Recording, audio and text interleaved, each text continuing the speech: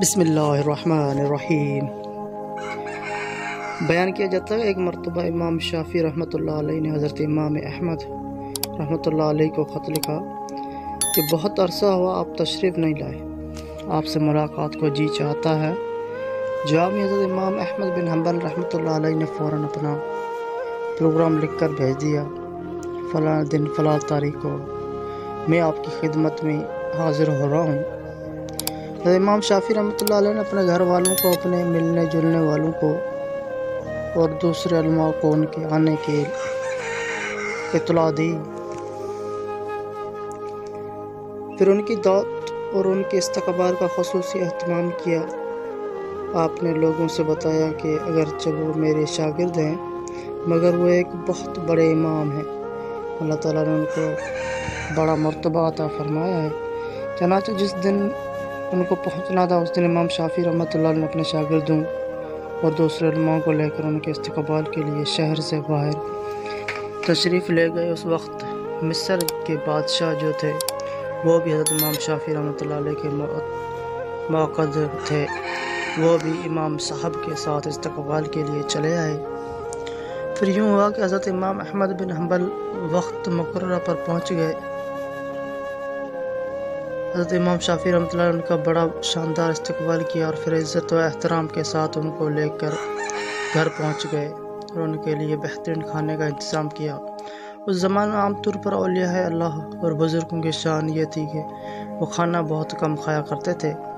اور رات بھر اللہ تعالیٰ کی عبادت کیا کرتے تھے۔ جب حضرت امام احمد بن حنبل رحمۃ اللہ علیہ کھانا کھانے بیٹھے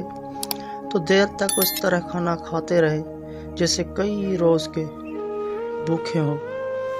باقی لوگ کھانا کھا کر اٹھ گئے مگر وہ کھاتے رہے۔ لوگ بہت حیران ہوئے کہ امام شافعی رحمۃ اللہ علیہ نے تو ان کی تعریف کی تھی کہ یہ بڑے اللہ والے اور بزرگ انسان ہیں، مگر یہ تو خوب پیٹ بھر کر کھانا کھا رہے ہیں۔ لوگوں میں اور گھر والوں میں ان کے بارے میں چہم گویاں ہونے لگی، لیکن کوئی کچھ نہ بولا۔ پھر جس کمرے میں حضرت امام احمد بن حنبل رحمۃ اللہ علیہ کے لیے رات کے وقت آرام کرنے کا انتظام کیا گیا تھا، اس کمرے میں حضرت امام شافعی رحمۃ اللہ علیہ کے بچوں نے ایک مصلی بچھا دیا، مسواک رکھ دی، استنجا کے لیے ڈھیلی اور پانی رکھ دیا اور وضو کے لیے لوٹا بھی لا کر رکھ دیا تاکہ جب وہ رات کو تہجد کے لیے اٹھیں تو انہیں کسی قسم کی کوئی پریشانی نہ ہو۔ اور اس زمانے میں رات کو تہجد کے لیے اٹھنا ایک عام معمول تھا۔ اللہ تعالیٰ بچائے کہ آج ہمارے زمانے میں یہ افسوسناک ماحول ہو گیا ہے کہ صبح 8 بجے اور 9 بجے اٹھنا ہمارا عام معمول بن چکا ہے، اور کئی لوگ تو اس سے بھی تاخیر سے اٹھتے ہیں۔ اور جو علماء اور صالح لوگ تھے وہ تو رات بھر عبادت کیا کرتے تھے۔ اللہ تعالیٰ ہم کو بھی تہجد پڑھنے کی توفیق عطا فرمائے، آمین۔ بہرحال حضرت امام احمد بن حنبل رحمۃ اللہ علیہ نے رات کو اس کمرے میں آرام کیا اور صبح اٹھ کر فجر کی نماز پڑھنے چلے گئے۔ جیسے وہ نماز کے لیے نکلے تو حضرت امام شافعی رحمۃ اللہ علیہ کی بچیاں اس کمرے میں آ گئیں تو وہاں دیکھتے ہیں کہ پانی کا لوٹا ویسے کا ویسا پانی سے بھرا ہوا ہے، نہ مسواک استعمال ہوئی ہے، نہ ڈھیلی استعمال ہوئی اور نہ وضو کے لیے پانی استعمال ہوا۔ سب کچھ جیسا تھا ویسے کا ویسا ہی رکھا تھا۔ اب ان کے دل میں یہ شبہ ہوا کہ شاید رات کو چونکہ زیادہ کھانا کھا لیا تھا اس لیے تہجد کے لیے آنکھ نہیں کھلی ہوگی۔ جب کہ فجر کی نماز پڑھ کر حضرت امام احمد بن حنبل رحمۃ اللہ علیہ تشریف لائے تو گھر والوں نے حضرت امام شافعی رحمۃ اللہ علیہ سے کہا کہ آپ نے فرمایا تھا کہ وہ تو بہت بڑے اللہ والے اور بہت بڑے بزرگ ہیں، مگر رات کو انہوں نے کھانا بھی خوب کھایا۔ رات کو ہم نے ان کی وضو اور استنجا کے لیے پانی اور ڈھیلے رکھے تھے، وہ بھی استعمال نہیں ہوئے۔ معلوم ہوا کہ رات کو تہجد کی نماز بھی نہیں پڑھی۔ اب حضرت امام شافعی رحمۃ اللہ علیہ کو بھی تشویش ہوئی، لہٰذا انہوں نے حضرت امام احمد بن حنبل رحمۃ اللہ علیہ کو بلایا اور تنہائی میں لے جا کر ان سے پوچھا کہ اس طرح کی باتیں سننے میں آ رہی ہے کہ آپ نے کھانا بھی غیر معمولی طور پر کچھ زیادہ کھایا، اور جس کمرے میں آپ کے لیے سونے کا انتظام کیا گیا تھا اس کمرے میں آخری شب میں استعمال کے لیے جو چیزیں رکھی گئی تھی وہ بھی استعمال میں نہیں آئی، کیا بات ہوئی؟ آپ پہلے تو ایسے نہیں تھے، کیا یہاں سے جانے کے بعد آپ کے مزاج میں کچھ تبدیلی آ گئی ہے؟ حضرت امام احمد بن حنبل رحمۃ اللہ علیہ نے فرمایا کہ حضرت میرے بارے میں جو باتیں ہو رہی ہیں وہ درست نہیں ہیں، بلکہ بات کچھ اور ہے۔ بات دراصل یہ ہے کہ میں جس وقت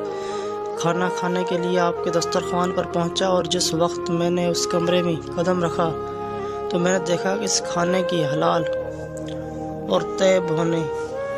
کی وجہ سے وہ کمرہ نور سے چک و چوند ہو رہا ہے، اور یہ دیکھا کہ آسمان سے لے کر اس دسترخوان تک انوار کی بارش ہو رہی ہے۔ جب میں نے یہ صورتحال دیکھی تو میں نے سوچا کہ شاید اس سے زیادہ حلال اور طیب کھانا مجھے زندگی میں نہ ملے، لہذا جتنا بھی زیادہ سے زیادہ اس کو کھایا جا سکتا ہے کھا لیا، اس لیے کہ اس کھانے کا ذرا ایمان کو اور دل کو روشن کرنے والا ہے۔ اس لیے مجھ سے جتنا زیادہ سے زیادہ کھانا کھایا جا سکتا تھا میں نے کھا لیا، اور میں نے یہ نہیں دیکھا کہ کون کتنا کھا رہا ہے اور کون میرے بارے میں کیا سوچ رہا ہے۔ جہاں تک مجھ میں کھانے کی سخت تھی میں نے کھانا کھاتا گیا، اور پھر حلال کھانے سے بد ہضمی بھی نہیں ہوتی بلکہ وہ سریع الہضم ہوتا ہے، اندر جا کر جذب و بدن ہو جاتا ہے اور روح کو منور کرنے کا ذریعہ بن جاتا ہے۔ الحمدللہ میں نے اس کا اثر محسوس کیا، کیونکہ کھانا کھانے کے بعد میں تو مجھے بد ہضمی ہوئی نہ اور مجھے کوئی تکلیف ہوئی۔ پھر کھانا کھانے کے بعد عشاء کی نماز سے فارغ ہو کر جب میں اس کمرے میں پہنچا اور جہاں آپ نے میرے لیے آرام کا انتظام کیا تھا، وہاں جا کر تو میری حالت ہی بدلی ہوئی تھی، اور سونے کو اور آرام کرنے کو میری طبیعت چاہ ہی نہیں رہی تھی۔ اگرچہ میں سفر کر کے آیا تھا مگر اس کھانے میں اتنی غذائیت اور توانائی تھی کہ میری تھکان بھی ختم ہو گئی اور سستی بھی جاتی رہی، اور جب میں سونے کے لیے لیٹا تو مجھے نیند نہیں آ رہی،